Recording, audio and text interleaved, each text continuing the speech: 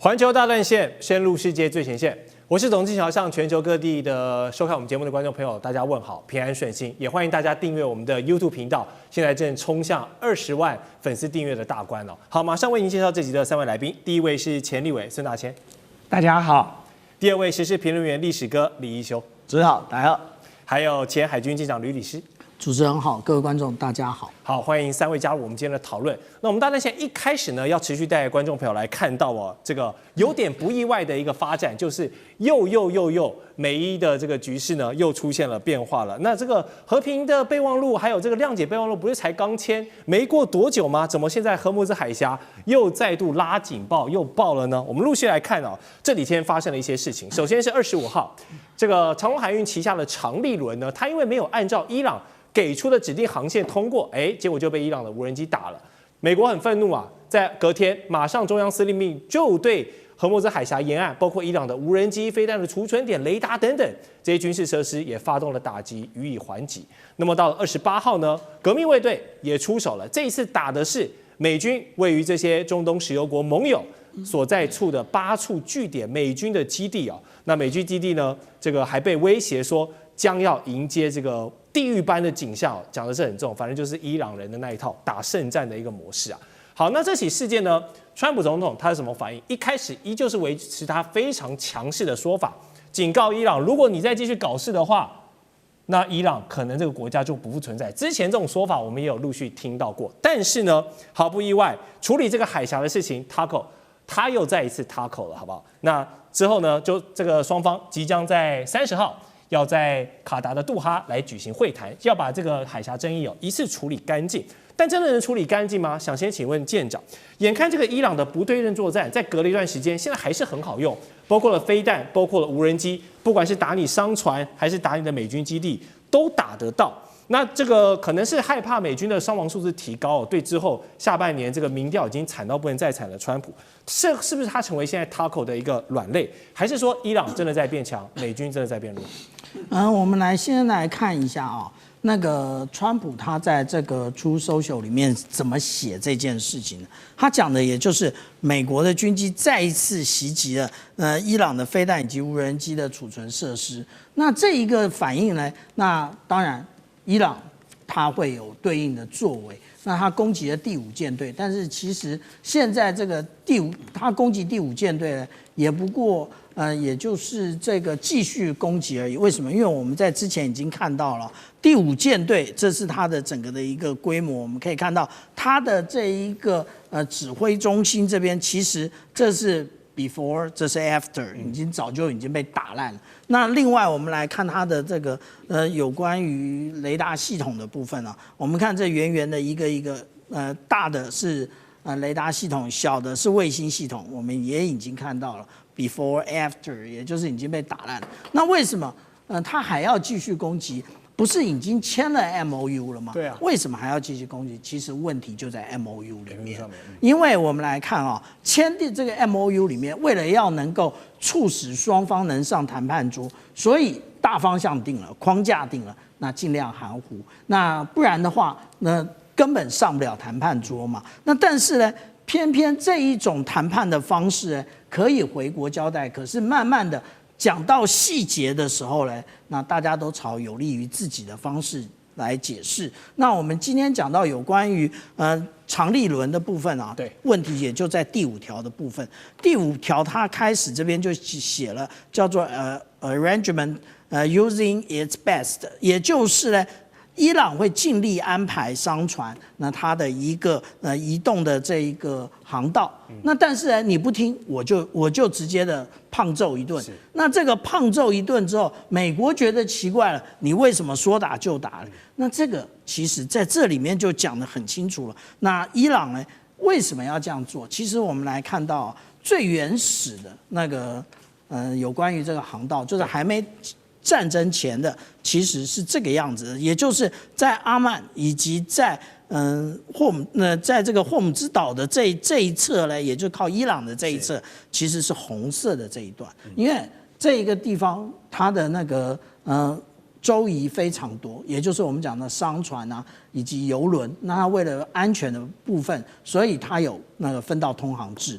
那後來呢，我們講到說開始作戰之後，那時候伊朗它有自己又定了一個航線，也就是要繞進那個伊朗的沿岸。為什麼？因為伊朗要收保護費啊，所以又靠近。那阿曼呢，他也想出一個方法，也就是靠着這個阿曼的沿岸來。那現在他們就說了，哎，不好意思啊，這個是我既然簽了 MOU， 那結果他又定了一個新的位置，也就是舊的位置。我們剛剛講分道通航制在這裡，他現在呢也沒有進入這一個我們講的霍姆茲島這邊，然後它其實是在這個拉克島這一個位置，那就是北邊的位置往西進，南邊的位置呢是往東出。那應該就是常立倫沒有按照這個位置，然後他既然你不聽話，我就覺得你可能有其他的目的，所以我直接胖揍你啊。那這是我們所看到的。那美國是不是不行了呢？其實美國早就已經是强弩之末了。我們之前就講到，你一個國家，其實你真正的大戰都還沒有開始，你還沒登陸了，你還沒登陸之前，你就看着你的這一個我們講到戰斧巡弋飛彈，你要補充47個月，也就是4年；你的標準3型飛彈，你要補充64個月，也就是5年。那更不要講其他的飛彈，也大概都是這種情形。也就是這一次的伊朗戰爭，就是把美國的短板全部打出來了。那美國其實他沒有應對好，他沒有準備好應對這一種不對稱的戰爭，沒想到伊朗就正好了命中，而且他認為他一開始把這個48個這個政教高層全部端掉之後，他就可以有效的翻轉伊朗的這一個社會，然後掀起一股顏色革命。但是事實上來講，反而讓伊朗他們更是心手相連，大家緊抱在一起。那現在其實我們看到的。也就是伊朗用他自己的方法打贏了美國，這個也就是美國的我們講到的蘇伊士時刻，也就是這一個霸權即將衰弱的時刻已經出現。是，好，伊朗這一次動作頻頻，打了商船，打了美國在盟友的這些海外的一些基地，讓白宮坐不住了。但是美國還是回到了之前最困難的一個地方，就是你既想要扮演中東盟友的保護傘，然后你又要当海峽超人，保護這些船只的安全性。但目前看起來，你一件事情都沒有做好。那也傳出美國打算重新評估現在在中東的整體布局，因為吃了很多虧，而且發現他們在這個區域裡面的威信啊一直在喪失，一直在喪失。因為你連自家的基地都保護不了好，你還誇口說要保護別人，這不是說心酸的嗎？委員，你會覺得怎麼解讀？對啊，美軍為什麼保護不了自己的基地啊？我認為，在這場戰爭當中，我相信大家都看得很明白啊。因為美國傳統以來對於基地的一些軍事設施跟部署，恐怕已經很難面對新式的非對稱戰爭的這種攻擊了。所以在當時，美國的這個在中東的基地可以戰無不勝、攻無不克哦，就是固若金湯。其實最主要的原因是因為他當時在中東的對手的飛彈沒有這麼準啊。然後當時並沒有這個大量的無人機可以用這種飽和式的攻擊方式來打擊哦。但是當這個所謂的不對稱的這個作戰方式成型之後，你就會發現，美國在中東的基地幾乎就是不堪一擊了。那麼從開戰到現在，美國在中東的15個基地哦，包含228處的設施，通通都被伊朗這個攻擊、摧毀跟破壞哦。所以呢，現階段美國在中東的基地的這個在還沒有維修完成之前哦，它的戰力當然是極為有限哦。那麼這就回到另外一個問題了，就是當你的對手哦可以用非對稱的戰力，或者當你的對手不再像過去這麼不堪一擊，這個讓你這個任你魚肉的時候，那麼關鍵的問題就在於地緣政治了。我們為什麼講地緣政治？地緣政治就是地理位置決定了作戰成敗的一切嘛。哦，你要想想看，美國跟中東，美國的部队投射到中東，這个兵力投射要花多長的時間呢？它的這個航空母艦的艦隊，它的2棲攻擊艦，它的這個相關的這些兵力要投射來，動輒就需要這個數週甚至上月的時間呢。這麼遙遠的地方，美國過去是怎麼控制中東的？靠它的基地嘛，靠它在中東這些国家，它的這些海灣國家的軍事基地，它利用這些軍事基地來控制了中東。可是當這些軍事基地在這個所謂的飽和式或者是非對稱的這種攻擊當中被嚴重破壞的時候，美國就馬上捉襟見肘了。就我今天在中東的基地已經不能用了，礙於地緣政治，我的兵力投射又有問題啊。那麼美國要再持續維持它的中東的霸權，就有一定的困難。你反過來看，伊朗没有這個問題啊，因為伊朗沒有攻到洛杉磯去啊，伊朗沒有要這個登陸紐約，伊朗就好好的、好端端的在自己家裡頭。所以你說你美國的現在你唯一只能夠利用你些微的空軍的優勢，你去轟炸伊朗的飛彈陣地，或者是轟炸這個伊朗的無人機的這個儲藏設施。可是關鍵問題來了，伊朗這麼大。你能夠把伊朗這麼大的一片土地都炸遍嗎？然後伊朗這個高原密布，整個地形很複雜，你每一次的轟炸真的能夠達到作戰目標嗎？所以這就是地緣戰這個政治的優勢了。伊朗有地緣的優勢，而美國沒有。美國原本這個仰仗的在中東的海灣國家的軍事基地，現在都癱瘓掉了，所以美國的兵力投射也有問題了。這就是接下來如果美國真的要來這個打下半場的時候，美國就會嚴重的面臨到這個很嚴重的短板的問題了。是，好，剛才我們也有提到，為什麼這一次感覺談好了 MOU， 但是馬上又破局了？那雙方前一陣子在努力一個什麼事情？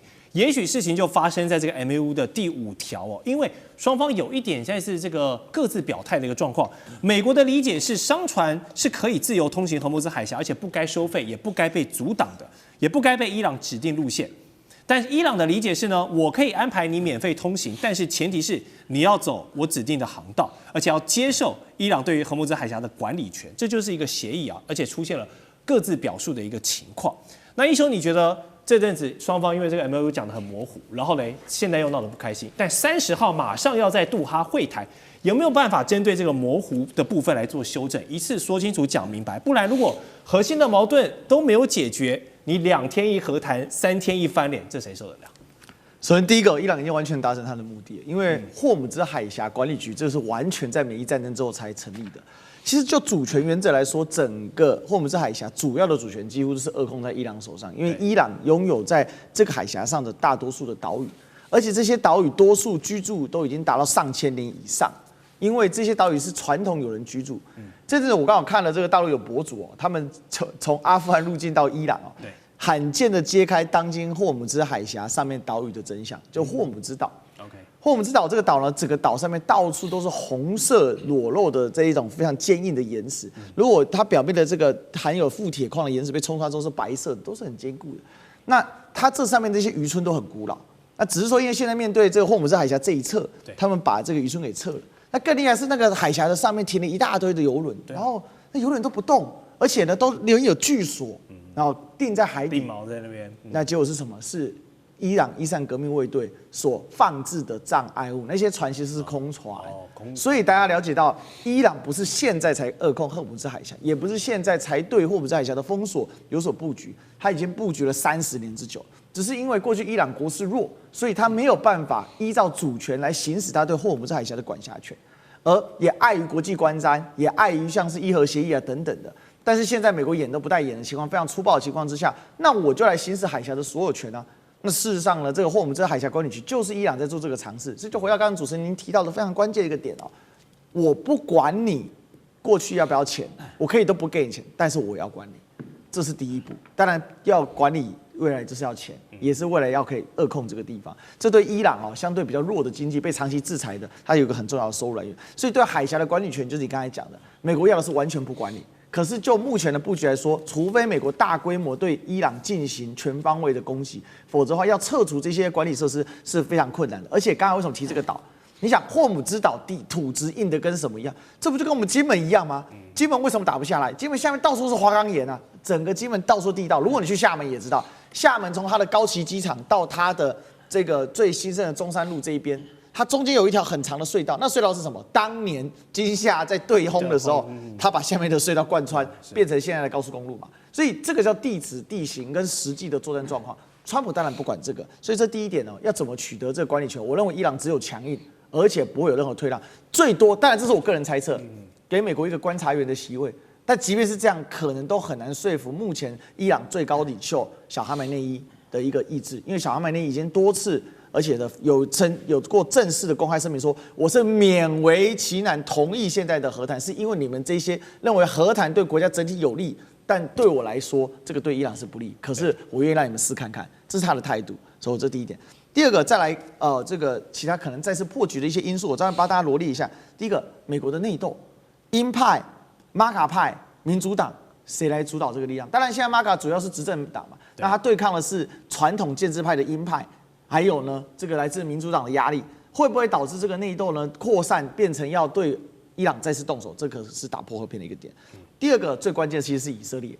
以色列能不能忍住不繼續搞擴張，繼續打真主黨，這是關鍵，因為伊朗已經完全無法忍受以色列對真主黨的攻擊。沒錯，所以這一點很重要。當然，伊朗的小弟們啊，或者說我們不要說伊朗小弟了，應該說伊朗的夥伴，對，包括真主黨，包括胡塞武裝，包括伊拉克抵抗陣線這幾個，如果他們沒有忍住對以色列攻擊，又給了機會，會不會兩邊繼續打？那可能就引發連鎖效應，又導致和談破局。第三個是川普的民調，川普民調呢，如果現在是因為想停戰的民調在壓他，對，可是萬一是倒過來，有沒有可能？我們很難說，因為川普的民調現在已經低到令人髮指的程度了。這個是 50+1 哦，其實這個就是以前那個50的那個網站的一個改版啊。他現在的民調呢是多少呢？22%多少負的？因為不支持他的是59.5%，支持他的是37.1%啊，所以是負22%啊 ，disapproval， 所以很慘啊，非常非常慘。那會不會有民調來搞他，讓他這個題材搞不下去？那最後一個點呢是擦槍走火，因為現在兩軍挨得很近。其實這幾次很多都是擦槍走火啊，比如說我派一個偵察機過去，你一下就把它打下來，然後或者是你的船離我太近，我攻擊你。所以這種擦槍走火的狀況，不過整體來講可以看得出來 ，Trump 的 tackle 還是守得相當的好。所以大格局方向走和談沒有問題。但是最後我要補充一個點，綜上所述少提到一個點，什麼溫差問題？美國國內的鷹派認為美國怎麼可能會打輸伊朗？可是，在美國的前線，還有美國，事實上總統他看起來無所不能，但事實上他能動之的力量是相對有限的。那在這樣的有限的資源之下，其實他的溫差是很低的，認為其實沒有什麼機會能夠在這邊戰場上完全擊敗伊朗，所以這個溫差就導致這個和談很難真正的落地，這是目前最大的問題。好，我補充一點啊，就是說，其實我們剛才在講說美軍保護不了他的中東基地，是，其實最近的一些調查報告你會發現，美軍連他中東基地的官兵都保護不了了。我們最近看到的就是傷亡數字的問題嘛，那個 The Intercept 跟 CBS 做的聯合調查。他就揭露出來說，在今年的3月1號的那一次，也不過就是一架伊朗自殺式的無人機去攻擊了科威特美軍的工作站，400名官兵受傷。可是國防部卻刻意的去粉飾太平，說這400名90%全部都是輕傷。最後是傷兵跳出來抗議，家屬跳出來抗議。所以光是這一場攻擊哦，大家看到400名官兵哦，所以美國不但保護不了他的這個中東的基地，連他的官兵恐怕都很難受到好的保護。沒錯，這個美國大兵的命啊，絕對就是川普現在民調這個最無法承重之痛。好，我們先休息一下，待會回來有更多的討論。觀眾朋友們，我們要開會員頻道啦！因應呢美中、中東還有印太的亂局，你看到的是新聞，我們看到的是背後誰在操控這個世界。加入會員可以取得獨家視角的通行證，你將優先取得更深的觀點判讀，包括了核心真相分析、歷史脈絡拆解、局勢推演邏輯。同時解鎖會員勳章、優先互動權、問題解析、幕後花絮，支持我們制作高品質的影片。點擊下方的加入鍵，一起成為戰友吧！我們會員頻道見。